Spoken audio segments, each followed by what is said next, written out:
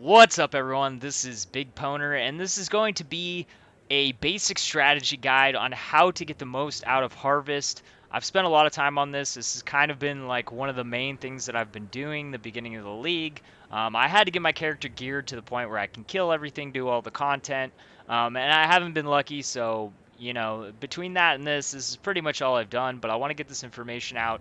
That's why I've devoted a lot of time into setting this up, figuring everything out so that other people wouldn't be, playing inefficiently in this. So people would know what to look for. People would know how to utilize this mechanic to the best of anyone's ability.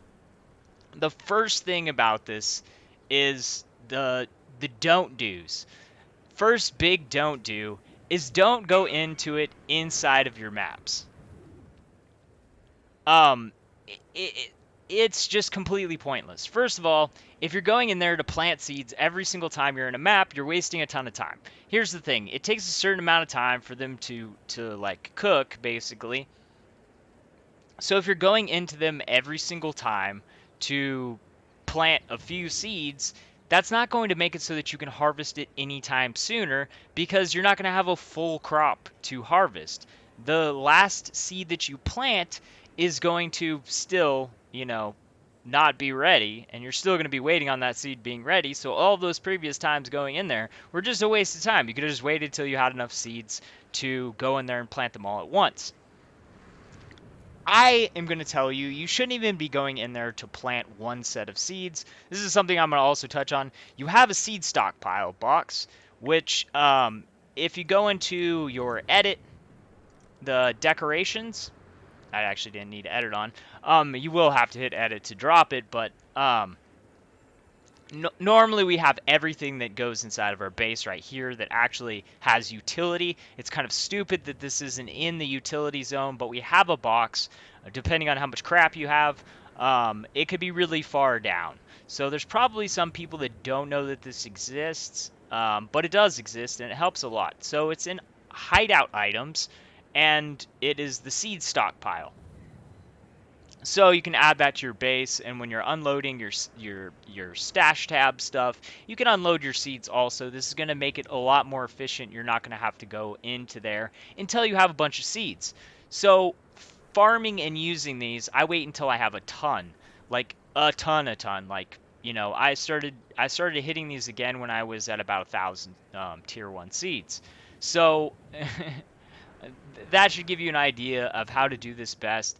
Why is it that we want to save so much in order to, and I'll give you a few little explanations on that, but why is it we want to save so much? The reason why is because we don't want to spend a bunch of time wasting going in there to clear one field. And the thing is you don't have a stash box inside of there. And the way that you're going to utilize and make the best use of everything that's in there is you need to get yourself a bunch of high tier bases that you can craft on.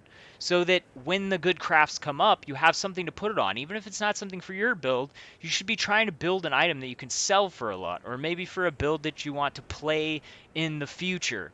You can start building that set of gear. You don't want to be throwing away the good mods. Say you wind up getting the 6 link mod, which I haven't seen yet. Um, and I've done a lot of these. Uh, you don't want to be wasting something really good. So you need to make sure that you have all of the items that you need for that. What I do is when I'm going to be doing my farming is I put all my bases that I'm crafting on, for all the different types. And then I go in there with all the stuff. I clear my entire inside area. And then I use the crafts. I store the stuff. And then I replant all of my fields. Um, that's the way that you want to do it. In which, I'm a little bit uneven on what ones that I have. But I just have been clearing this. I ran out of purple ones. But I still got a bunch of the other ones. So everything else is planted. And then I'm gonna run maps till they're ready. I'm gonna come in. I'm gonna clear the whole thing all at once.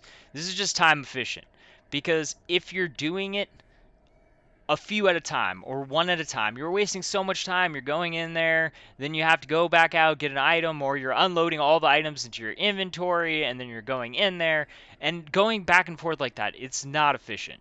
Not efficient at all. You're just going to be wasting a ton of time. Save up seeds, plant the whole field, clear it all at once. That's what you want to be doing. That's how you're going to save yourself a ton of time. The other reason why you don't want to be doing it inside of a map is because, say, you need something out of your box. That means that instead of just continuing finishing your map, you pick up your seeds and then they're going to go into your box. And when you have a bunch, you're going to go do it. If you're going in and doing your stuff inside of a map, what happens now? So I do one of them, and I need a certain item for that craft. So now I have to teleport out of my map to go get that item, and then I have to go back in my portal, then I have to go back into the harvest zone. Then once I'm in the harvest zone, I'm going to do that, and say I have something else that I now need. Now I can be going back out. Now I'm using up a bunch of portals, which this isn't good. I mean, if you can run every single map without dying, then it might be not be as big of a deal. But you could wind up in a situation where either you can't go out to get the thing that you need, you don't have, you wind up with a full inventory, and now you're out of portals or you're low on portals, so you don't want to go out. So now you're skipping stuff on the ground. It's just a waste of time. You can wind up losing out on stuff. You could wind up using up too many portals and then having, a mistake death and losing your map. There's just tons of downsides to going into the portal inside of the map. It's just not worthwhile doing. So just don't do that. Stay efficient. I'm going to be releasing a bunch of videos on how you guys can use the seeds to your biggest advantage. So I'll be putting those out there, but I kind of wanted to give like a quick overview so that you don't wind up wasting a ton of time. I learned this from first-hand experience. I wanted to figure out this mechanic, so I was constantly going in there. The thing is early game, it's even worse because you have low-tier seeds, and you're not getting good experience from them. You're spending a ton of time going in and planting.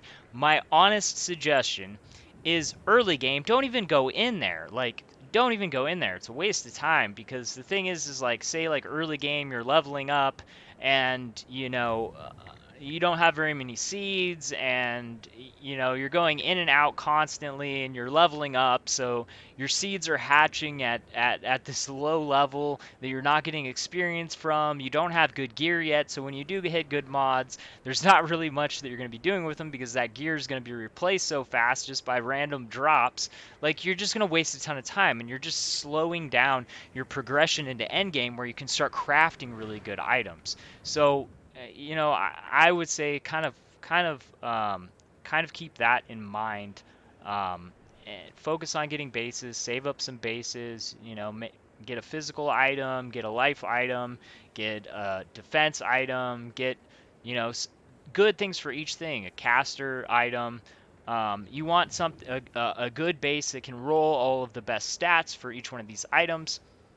Then once you get past this, you can start looking for, once you have some currency to work with, you can start looking for the hardest stats to roll already on the item, and then you can craft on the other ones. So that is my general breakdown and advice to everyone as to how to take advantage the most of this mechanic. That being said, 100%, you're going to want to be doing the harvest. If you've already figured out how to do everything inside of the harvest, this part of the video is not going to help you. That's why I'm leading it to the end. So if you're watching and you're like, I already know how to do the harvest, I already have my base set up, then you can stop watching the video at this point. So setting up our base, there's a bunch of really in-depth guides, but I did my own, and there's some things that I think people should know, because you might start setting something up and then at some point be like, oh, I need to redo my base. So there's a few things that you need to know. First of all, storage tanks, if they're full, you can pick them up, and then you can just place them right back down and anywhere, and they're going to still have the juice, and then you're just going to be able to, oopsie, that's a wrong one. Which one was it attached to? No? Well, you should pay attention to what you're attaching it to, so you don't. All right, there we go. So you can wind up picking them up, moving them around, and there's no downside to it. The only thing that there's downside to is if you pick up a seed, it removes the amount of like cooking, growing it has on it. so it'll no longer have that. Be careful about picking up these if they're full of seeds that are ready to hatch. I don't know if this is a glitch, but I've done that to see if like I could carry the ready to hatch seeds or it would just all pick them up. And what it winded up doing is I picked it up and it just spawned them all. And you know, you could wind up dying that way, so be aware of that. The rest of this, the thing that you need to know is dispersers. Dispersers need to be connected to the correct type of dispersion for whatever seed it is that you're cooking. For the purple ones, you're going to need blue and yellow dispersers to feed those seeds. So you kind of want to set them up in a position where you can hit both types of seeds, so you can cook them both, or you could set them up so that one is where you cook your purple seeds that need blue juice, and another one's where you cook the purple seeds that need yellow juice. The point is that every color has seeds that require the juice of the other two colors. So some other things we need to know: pylons can have 4 connecting pieces, no more, no more. So that's something else you need to know. Also, the pylons have to be within a certain distance of each other to connect. We can't just put this like crazy long line. So when you are setting up your base, you're going to want to consider that because you want enough space where you can get maximum seeds in here. So you're going to want to have some space in between these things so that you can have your dispersers. Um, disperser in a place where it's not going to be affecting your seed count.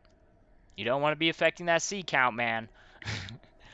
um, the most efficient way, my most efficient advice on this is to set up, you know, collection zones where you couldn't put in a life one of the life force collectors, one of your seed growing stations. So that's kind of what I've done with mine, and then of course I have space set up for my dispersers for when I want to be cooking my higher tier seeds. And you know, I've kind of got them color coordinated, and then in the middle, so they've got, you know, these the the juice coming to where the juice is needed so that it can feed the correct types of plants. So that's pretty much all of the basic stuff for this.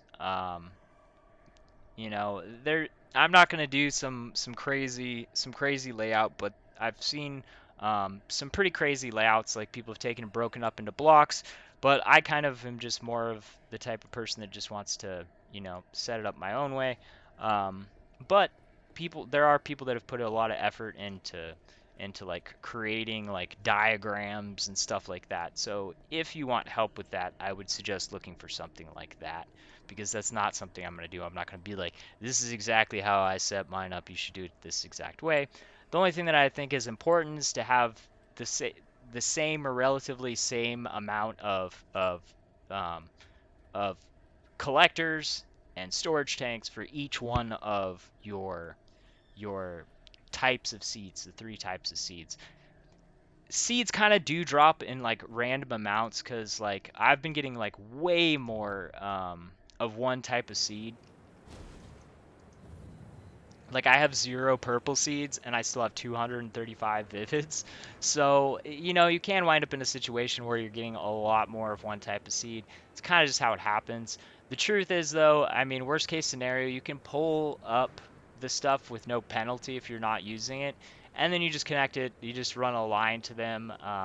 So if I wanted to burn these out, I could do that because there's no penalty for picking them up if you're not using them to grow. And you could just simply put a line to the disperser in that zone, and then it's going to wind up going to the tank. So that's pretty much it. That's pretty much everything I think that you guys need to know. Just don't be wasting your time going in there every single time. Try to stay focused and, you know, do it in an efficient way, and make sure that you have bases so that you can take advantage of the random rolls that you get. The only other thing that I will say is you can get more technical about what it is that you're using. Each one of these seeds has typings, and they give you different crafts. With tier 1 seeds, I wouldn't say that that's important, but once you start getting into the higher tier seeds, I would definitely say that's more important.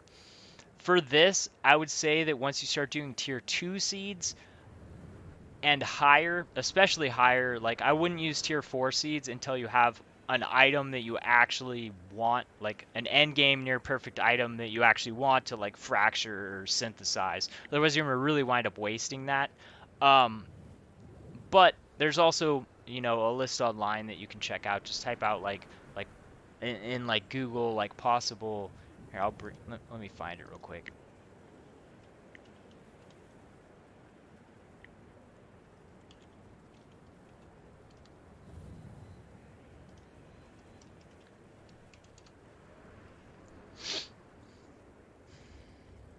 Okay, so it's, let me bring this up.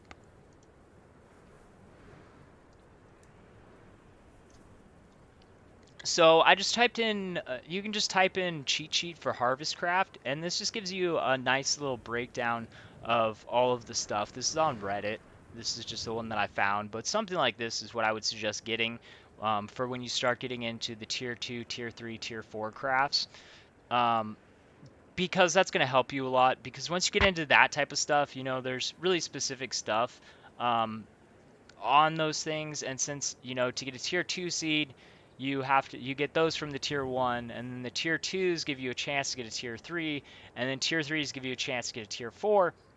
So you don't want to just be haphazardly using those, and then you wind up with something that took you a long time to get and you might not see again for a while. So I'm gonna definitely recommend that you take a look at this chart before you start deciding what advanced stuff it is that you want to plant. Um, yeah, and early. I'm also going to suggest that you craft a lot of the stuff that you need to build your base so that you can do it efficiently. So with those lower tier seeds, use those lower tier seeds and just convert them into building, the tanks you need, the pylons you need, um, the seed growing stations that you need. That is all of my advice for you guys as far as everything I think you guys need to know to get started. Thanks for watching. Peace.